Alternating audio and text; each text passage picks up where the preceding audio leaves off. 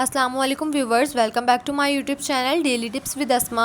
आज की इस वीडियो में हम आपको बताएंगे हैसम नाम के बारे में अनोखी और दिलचस्प मालूमात। हैसम नाम का शुमार लड़कों के नामों में होता है। हैसम एक इस्लामी नाम है। हैसम नाम की इब्तिदाई तारीख अरबी ज़बान से निकलती है। हैसम नाम के अफराद के लिए खुशकिस्मत नंबर 1 माना जाता है। माहिरीन के मुताबिक हैसम नाम के लड़के बहुत सख्त मिजाज होते हैं। हैसम नाम का मतलब है एक तेज़ तलवार। हैसम नाम के लड़कों के लिए खुशकिस्मत दिनों में एतवार और मंगल का दिन शामिल है। हैसम नाम के अफराद के लिए मुवाफिक रंगों में सुर्ख, हल्का सब्ज़ और जंगनुमा रंग शामिल हैं।